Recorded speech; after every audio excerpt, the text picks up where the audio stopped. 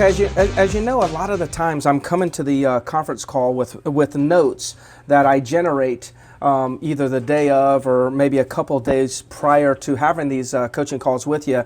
And typically when I generate notes, I'm gathering my ideas from conversations that I'm overhearing you all as agents making, or maybe I'm getting bombarded with questions from you all, and I'm seeing a theme, like the same questions are coming up. Maybe you ask in a different manner, but for the most part, the same questions are coming up. So I say, okay, well, if enough of you are asking that question, then maybe this is something that I need to dive into and kind of give you some training on or some coaching tips on.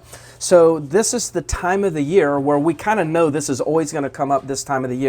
And that is the people, whether they be usually they're sellers that are talking about waiting till after the holidays. So I just wanted to kind of address the conversations that you need to be prepared for between now. It really takes place, especially after Halloween. It's going to really kick in. But I know it's already going on right now, that people are probably saying things like, yeah, I'm just going to wait to sell after the holidays, or I'm going to wait and put it on the market during the selling season.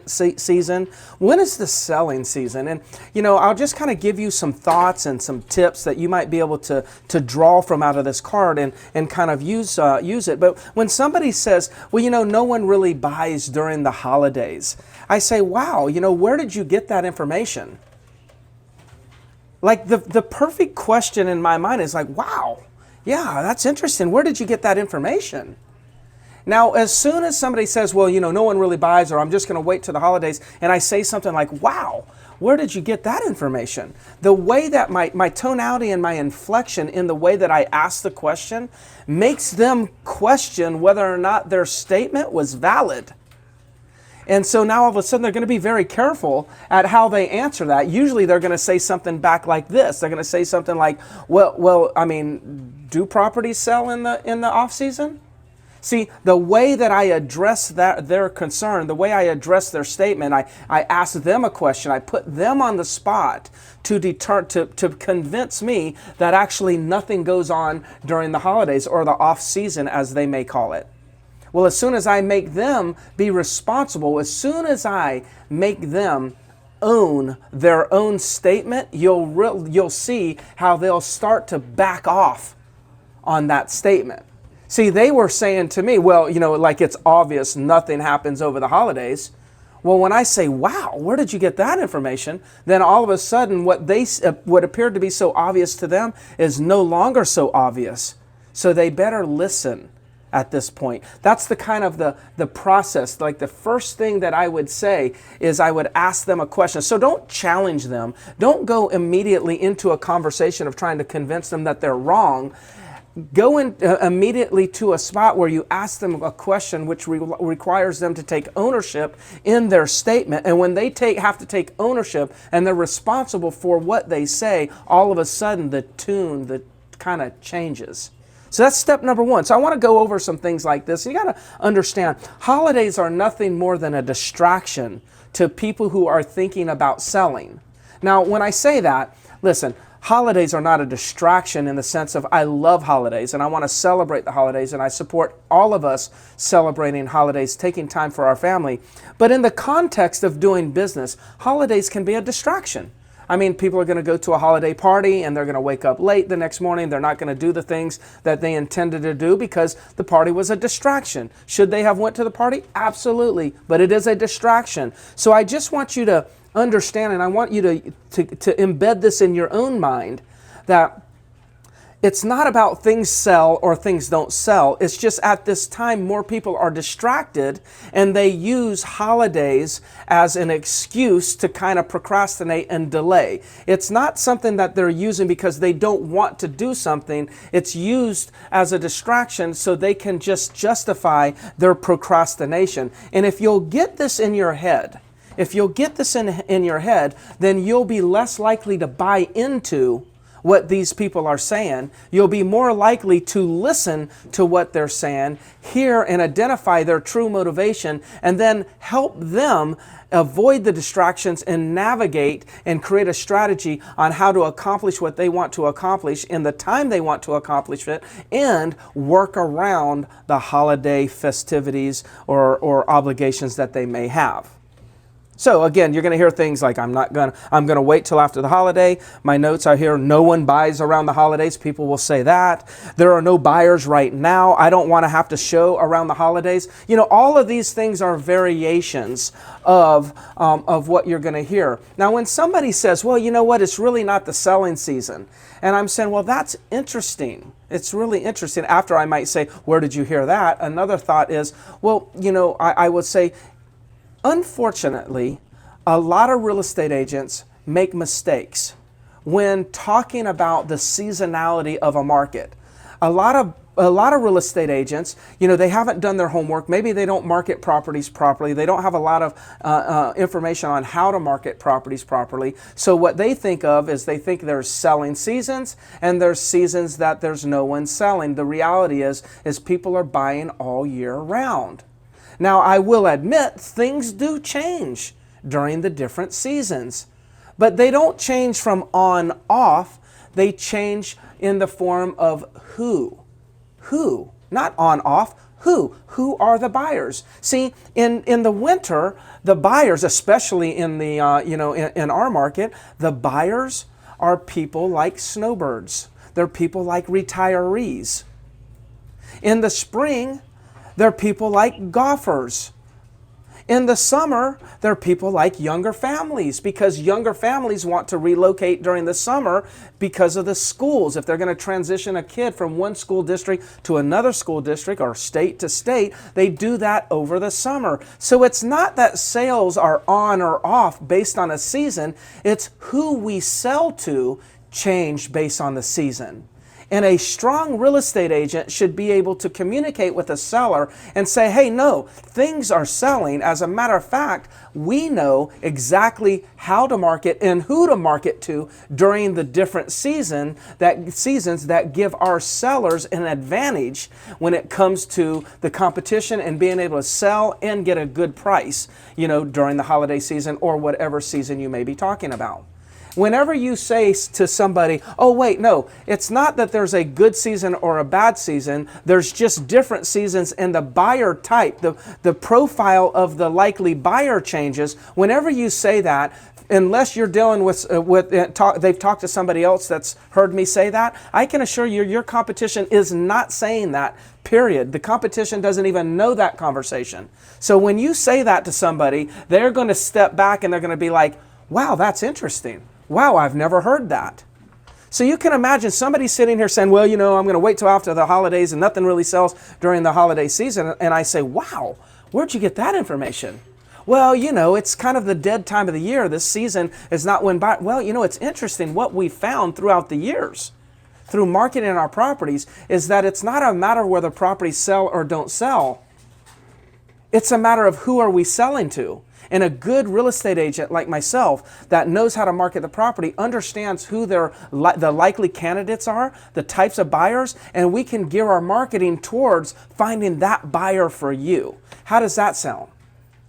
Wow, okay. So you really think there's a chance of selling? No, I know there's a chance of selling. I mean, there's many advantages to actually selling during the holidays. So I'll talk about that now and share with you what are some of the advantages. Well, listen. There's the seller's competition is lower during the holidays, period. See, every real estate agent in the market is dealing with people that are saying we're going to wait till after the holidays. We, as agents, will probably have conversations with people that will tell us that, and we will convert many of them to doing business with us now. But the other agents that are not following these types of dialogues and scripts, they're not going to convert them, which means the number of listings that come on over the next 90 days in the market is going to be less, not necessarily more. New listings to the market will be trending down. If new listings to the market trend down and buyers still are actually here buying, then the inventory levels will trend down. Now, I don't say that that's a long-term trend. It's just a trend that will happen because of the seasons, because of the holiday season.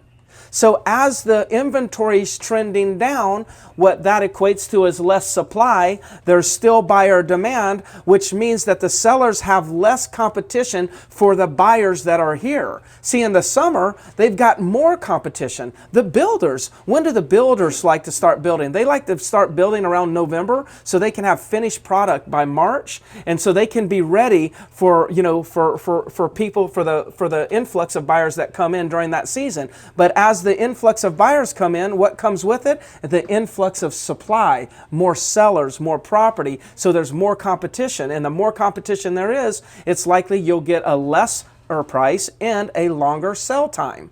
So there's less competition for the buyer right now because there's less properties on the market. The other thing that you want to talk about, an advantage of being on the market during the holiday season, is buyers. They're motivated during the holiday season. So in the summer, let's just assume in the summer, you had it took 20 buyers or 20 showings, and that's just a hypothetical. It took 20 showings to actually sell a property. Well, it's because a lot of those showings and a lot of the people that are looking at property are borderline qualifying or maybe unqualified, but they're just out of school. They want to go look at properties because they are thinking about making a move, but they can't do a deal. But because of the clientele that we're dealing with, which is usually a more mature clientele, maybe they have a little bit more net worth, their finances are a little bit more straight. I mean, these are retirees and snowbirds and things like that. That type of clientele, usually their financials are a little bit stronger, so it takes less buyers to actually do deals. You'll have, it may take less showings to get an offer. Why is it less showings to get an offer? Because there may be a few less buyers, but the buyers are more motivated. Now, how do we know that buyers are more motivated? Well, one thing that we know is this.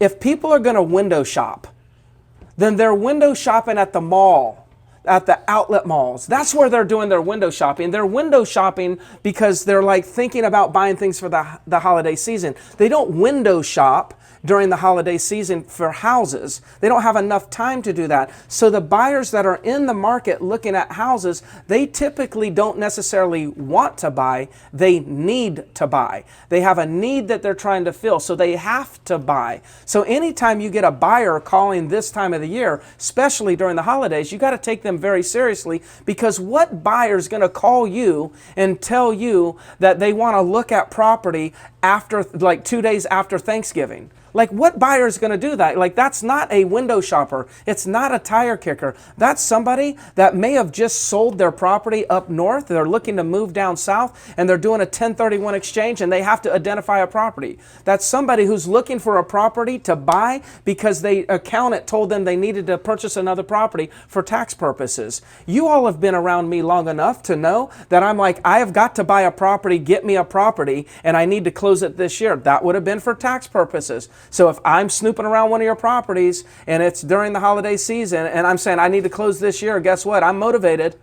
So guess what I might do? I might not haggle over $1,000 to $2,000 or $5,000 on a purchase price if I know that by doing that transaction is going to save me $15,000 or $20,000 on taxes, because the net gain would be advantageous for me. There's buyers out there that are like that. There's people that are job transfers and they're going to start January 1st and they need to come in and take care of this during the holidays. You see, there's many, many reasons why buyers need to buy during the holidays. So if I'm a seller, I want to be on the market when there's the fewest amount of properties as well as the highest quality of buyers in the marketplace. So these are just reasons why you want to be on the market right now. You don't want to hold the property off the market. Now, imagine this. It's 2 weeks before Christmas.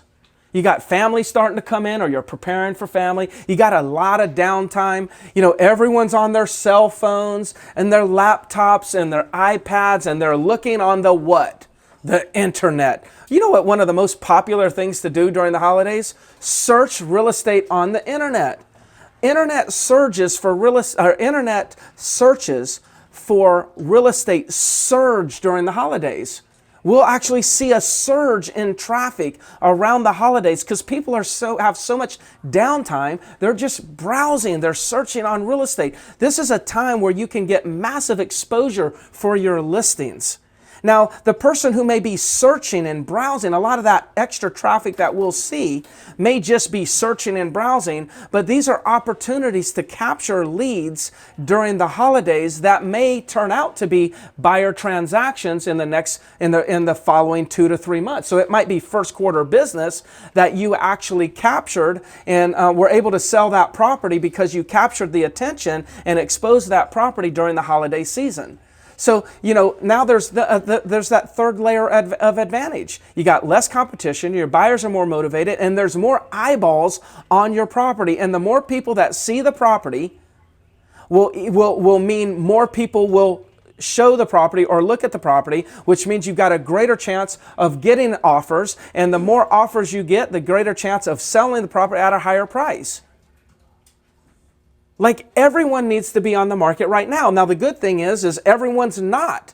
And because everyone's not going to follow this coaching and this information is exactly why you need to do your job and make sure that if you're identifying people that truly have a need and a desire to get the property sold, but they're making the mistake by assuming nothing's going to happen during the holidays, your job is to serve them and serve them well by giving them this information and sharing with them the advantages of making a move now, versus holding off until everyone else does and the market gets flooded with inventory. The internet searches go down because now everyone's busy with work again, doing their doing whatever business that they may be in. They're at the soccer matches and the soccer games and the tennis matches and the football games and all that other stuff that's going on. They're distracted by all that, right? So these are just talking tips. Now, they're going to say, yes, but I don't really want to show the property during the holidays. No problem. What we can do, once we get the property on the market, we can sit down and we can talk about blockout dates. Use the term blockout dates. What's a blockout date? Well, we just sit down and any dates that you don't want to show the property because you're having a dinner or maybe they're 2 days before the dinner and 2 days after, then we can just block it out. We'll put hold, don't show. We'll put no showings during those dates. Now, I understand that somebody has a concern that maybe they don't want to show during the holidays, but it's interesting when you go and ask these people, well, what dates would you like me to put in the computer to block out? Well, no, we don't have to do that. I'll let you know if there's any other time. It's all just a distraction. They say things, well, I don't want to show it over the holidays, but then you say, well, when do you want to make sure we don't show it over the holidays? They'll say, I'll get back to you, and they never get back to us, and then we call them the week of Christmas, and they're like, yeah, okay, no problem. As long as they don't mind that, we've got some decorations. No, as a matter of fact, the fact that you have decorations makes the house feel better. That's like the ultimate staging. See, these are little things that people are going to say. I know you hear these things. Let them know that the house looks better when there's decorations. And of course, what if it sells and then, I have to move out, during December? And our plans are to have the grandkids are coming here from New Jersey, and my daughter's coming up from Florida, and we've got this big old plan. No problem. The great thing about selling during the holidays is I represent you, and I will be able to, or I'll do my best to make sure that part of the negotiation, not only are we negotiating price, but we'll make sure that we pay attention to the details like closing dates. And if we need to move the closing date a little bit further, how about let's control the buyer by putting that buyer under contract with us, and then we'll negotiate a longer a closing date to make sure that you can have your holiday festivities at your home just like you planned. But then when we come out of the holiday season and a couple weeks after, you're ready to close and now you're done.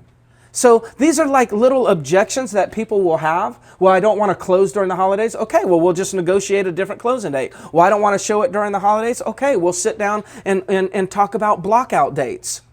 Well, nothing's selling? Well, no, it's not that it's a nothing. It's a yes or no, are things selling?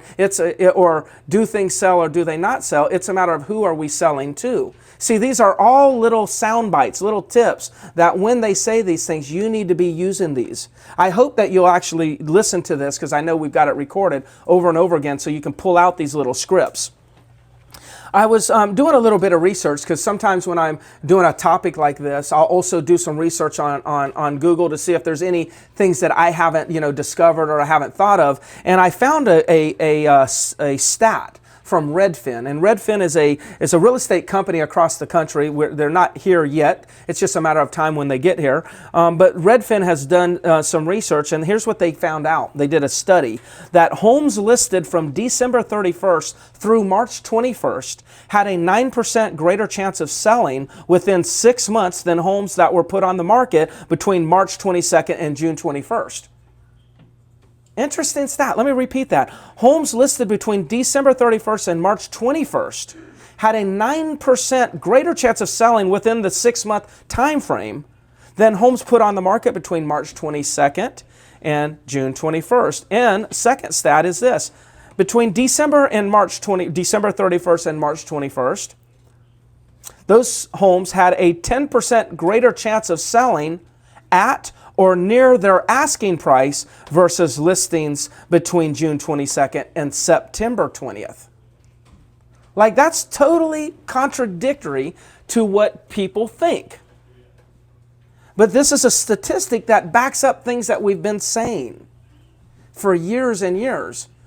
The challenge is that we may say it amongst each other in these conversations, but you have the duty to educate the consumer of this information so not only can you grow your business, but way more important than you is so you can help them accomplish their goals. We got to remember, we've got to validate our stories. We got to figure out what's the right thing to do, and then we've got to share that with the consumer, because we're really here to not sell the consumer. We're here to serve the consumer, and we've always got to understand that serving them sometimes comes in the form of educating them and influencing them to do things that they didn't think they should do, but after hearing this information, they're actually compelled to do it.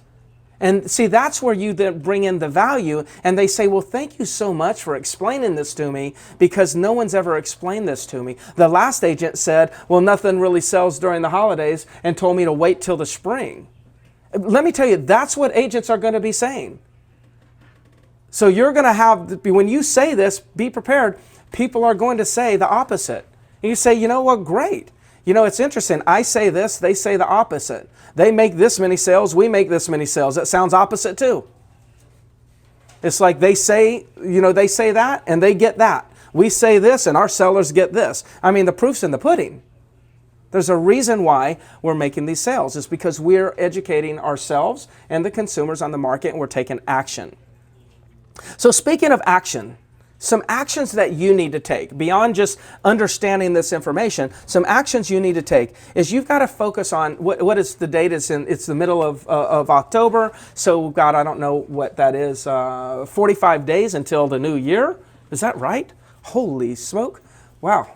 I just got distracted. I started thinking, I got to get this and I got to get that and I got to do this. We got to have a party. No, we're not going to have a party. But, well, that's debatable. I'm sure it'll be an argument, just like every year. So, but the bottom line is this, is that we've got a little bit more time to still generate business for this calendar year. And so you want to focus on two things. Number one, you want to focus on moving motivated sellers into putting their properties on the market. Let's do it now so we can help them and be exposed to all the advantages that we just discussed. Now, how are we going to do this? We are going to do this by really making sure we're committed to making our contacts for the next 45 days. I understand there's going to be holidays, so just hear me out. It's 45 days, and then whatever the holidays are, they are. So technically, we don't have 45 days left in the year to make prospecting contacts, but we all need to go out there and look at our calendar, mark off when you're going to be out of town, figure out how many days you have to work for the rest of the year, and then set a contact goal for each one of those days. So let's just assume that you have, around 28 days, working days left in the year. Well, what is your goal each and every day for the number of contacts that you're going to make? That's an action that you need to take from this call. You need to take the action of setting a goal and focusing on making those contacts, reaching that daily contact goal, and having these quality conversations during every contact. Because what's going to happen, you're going to educate some people that are going to say, I still want to wait. Well, what did you do?